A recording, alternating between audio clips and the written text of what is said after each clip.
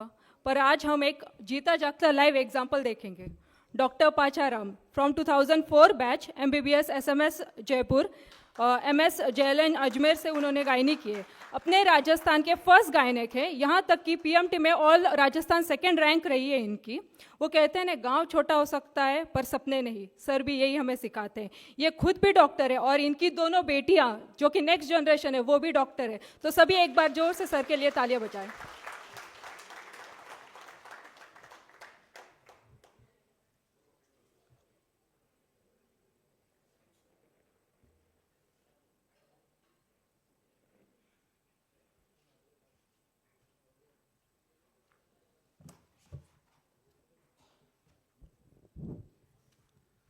सभी को good afternoon, नमस्कार, राम राम।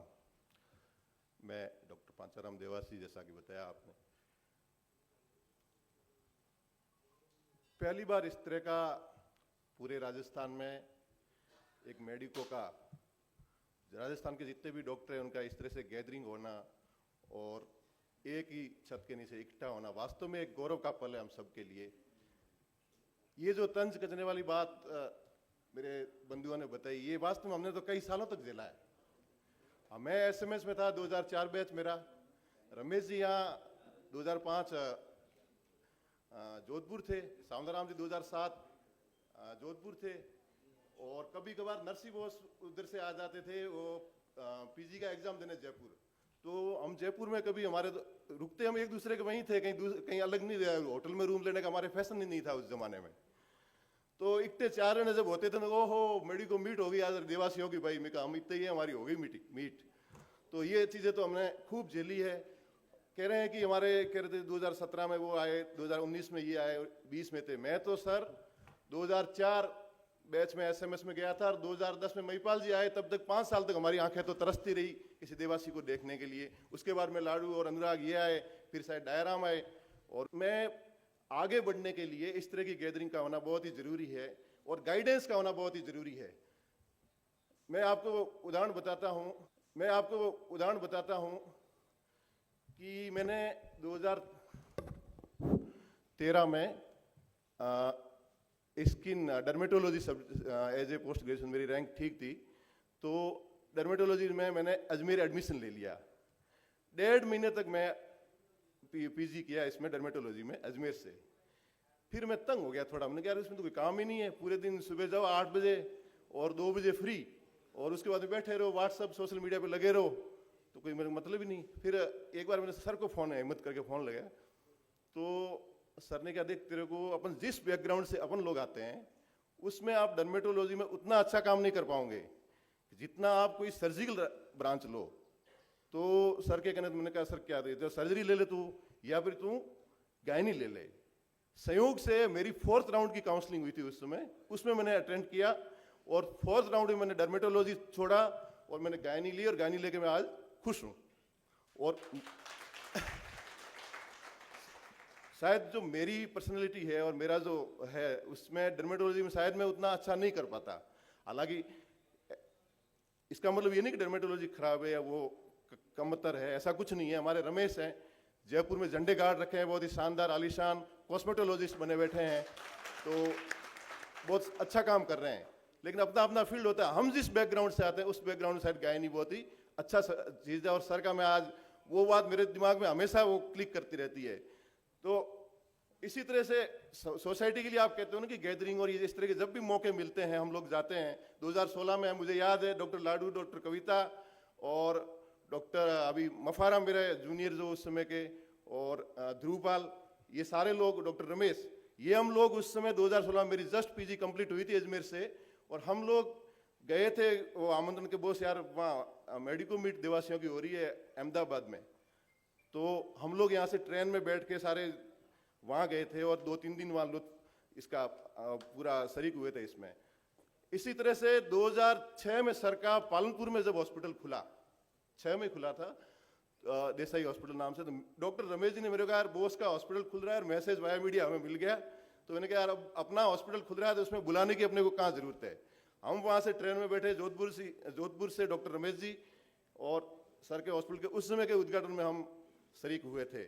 और सर का गाइडेंस हमारा, जिस समय हमारा सिलेक्शन भी नहीं हुआ था, मतलब जिस समय हम स्ट्रगल फेज में थे, डॉक्टर नरसिंह जी के कहने पे मैं सर के पास गया और उस जमाने में 2003 में 2 में सर ने हमें इकोनॉमिकली हेल्प की, मेरे को की, डॉक्टर रमेश जी को की, और लोगों को भी की होगी। तो ये बहुत बड़ी बात होती है सर। आज जेब से पैसा निकालना बड़ा मुश्किल काम होता है, उसने उस जमाने में सर ने हमें पैसे निकाल के दिए थे। तो सोसाइटी के लिए तभी आपको कुछ आएगा अंदर से कि आपने कंट्रीब्यूशन कुछ लिया हो सोसाइटी से, ऐसे ही नहीं आता। तो और सर ने तो पहले पता नहीं लिया नहीं लिया, लेकिन हम लोगों को तो यदि गाइड नहीं करते, मेरे को नहीं करते, डॉक्टर नरसिंह जी को नहीं करते, सांवलाराम जी को नहीं करते, डॉक्टर रमेश जी को और न जाने किन किन लोगों को नहीं करते, तो शायद जो ये सिनेरियो आज दिख रहा है वो सिनेरियो शायद इस रूप में नहीं होता। स्ट्रगल करता है हर आदमी, रास्ता कहीं न कहीं ढूंढ लेता है, लेकिन ये जो कोऑपरेशन चाहिए वो कोऑपरेशन यदि टाइमली और नहीं मिले तो चीज़ें चेंज भी होती है और रास्ता आदमी भटक भी जाता है। तो हमारी देव कल्याण भाटी साहब से जो जर्नी, मैं तो 2005 का जो रेक्ट वाले प्रोग्राम की बात कर रहे हैं ना, मैं उसमें शरीक हुआ था। पिंक सिटी प्रेस क्लब में वो पहली बार एक वहाँ हुआ था, जयपुर में कार्यक्रम हुआ था काफ़ी बड़ा। उस कार्यक्रम में रेक्ट की नींव रखी गई थी और उसमें ये लाल सिंह जी, देव कल्याण भाटी साहब और ये लोग आए थे। वहाँ से ये कारवां शुरू हुआ। जो गुजरात में रेक्ट फल फूल गया, लेकिन कारणवश अपने यहाँ जो हॉस्टल और इन रूप में उदयपुर में जैसे हॉस्टल बने, ये सारी चीज़ें समाज के, सोसाइटी के उस पर, तो देव कल्याण भाटी साहब का भी आज हम धन्यवाद करना चाहेंगे इस मंच पे। इसी के साथ मैं ये कहना चाहूँगा कि अभी बात हुई अपना की फील्ड में कंपटीशन और ज़्यादा लोग आएंगे तो वो हो जाएगा, ये हो जाएगा। मुझे ये लगता है कि अभी अपन लोग ऊंट के मुंह में जीरे बराबर हैं। समझ रहे हो इस चीज? तुम नए लोग इस मुहावरे का अर्थ पता नहीं समझते नहीं समझते, लेकिन मतलब बहुत कम है, अपन थोड़े हैं। आप एनाटॉमी से शुरू करो, जैसे एमबीबीएस की बात करें, anatomy, physiology, biochemistry, radiology, super speciality, कितनी ब्रांचें हैं? 22 तो शायद ये सब्जेक्ट हैं रेडियोलॉजी तक, डर्मेटोलॉजी। कितने लोग हैं अपने हर सब्जेक्ट में? क्या अपन हैं क्या? अभी हर फील्ड में कितने लोग हैं? इतने मेडिकल कॉलेजेस खुल रहे हैं, उनमें फैकल्टी चाहिएगी कि नहीं चाहिएगी? इसी तरह से दूसरी जैसे अपनी जो पैथीज हैं, उनमें भी अपन बहुत ही कम लोग हैं। तो कंपटीशन का तो अभी कोई सवाल ही नहीं उठता। बात है क्वालिटी की। यदि क्वालिटी के साथ में आप जाओगे और जिस पैथी में, जिस ब्रांच में, जिस जगह पे आप एथिक्स के साथ, मन से और मेहनत के साथ यदि आप काम करोगे, निश्चित रूप से आप सफल होंगे। इसमें दुनिया की कोई ताकत आपको रोक नहीं सकती। कोई फर्क नहीं पड़ता आप कौन से मेडिकल कॉलेज से एमबीबीएस कर रहे हो, कोई फर्क नहीं पड़ता आप किस स्पेशलिटी में कर रहे हो, लेकिन यदि आपने टिक के मेहनत कर दी और अपना पूरा 100% दे दिया तो आप निश्चित रूप से सफल होंगे। आप एमओ में जा रहे हो या प्राइवेट में जा रहे हो, इससे भी कोई खास फर्क नहीं पड़ता। आपका और आपके कैरेक्टर का इंपॉर्टेंट है।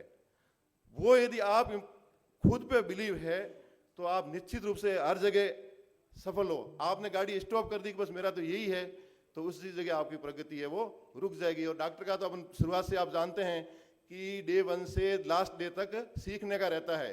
तो जब तक आप लर्निंग करना छोड़ दोगे तो आपकी प्रोग्रेस वो वहीं पे रुक जाएगी। तो अभी आप सबसे यही निवेदन रहेगा कि आप अपनी लर्निंग जारी रखिए, सीखना जारी रखिए। आप अपने छोटे से भी और जूनियर से भी आप सीख सकते हैं, तो उनसे सीखिए। आप सोसाइटी की बात करते हैं, अपन समाज की बात करते हैं, अपने जो जिस बैकग्राउंड से उठ के अपन आते हैं उनकी बात करते हैं।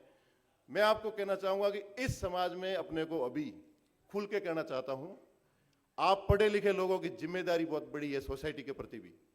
वो जिम्मेदारी ये है कि साइंटिफिक टेम्परामेंट इस सोसाइटी में आपको डेवलप करना पड़ेगा। नहीं तो आपने जो भी कमाया है, आप जिस स्टेज पे हो और आप सोच रहे हो कि हम तो बहुत आगे बढ़ गए, ये लोग पीछे लगे, ये लोग कोई नहीं, ये आपके ही रिश्तेदार है, आपके बुआ, मामा, चाचा, भतीजे हैं।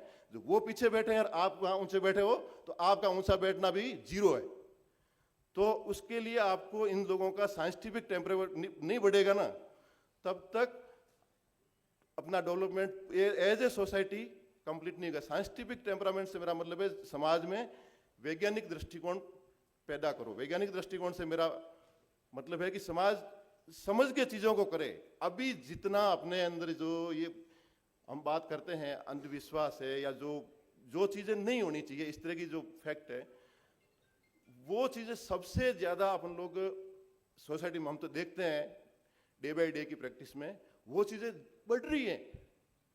एजुकेशन के साथ कम होनी चाहिए चीजें, हमारा फेल्योर है ये। मैं कहता हूं मेरा खुद का फेल्योर है कि ये चीजें समय के साथ में कम होनी चाहिए थी। दूसरी सोसाइटी में ये चीजें कम हो रही हैं, हमारी सोसाइटी में ये चीजें कम क्यों नहीं हो रही हैं? इस चीज का आपको दुख क्यों नहीं है? आप बैठे हो आराम से अपनी प्रैक्टिस कर रहे हो, अपने बच्चों को पढ़ा रहे हो, आगे बढ़ रहे हैं, लेकिन सोसाइटी में ये जो गुण लगा हुआ है ना, ये गुण आपकी सोसाइटी को और आपके बच्चों तक आएगा। कल ये आपके बच्चों तक भी आएगा कि ये जो गलत चीजें हैं, गलत प्रैक्टिसेस हैं, ये कहीं न कहीं अपने को अपने परिवार तक आती है। आप भी भुगत रहे होंगे, खुद के परिवार तक आती हैं ये चीजें। तो इन चीजों से अपने को उबरना होगा। जो नेगेटिव चीजें हैं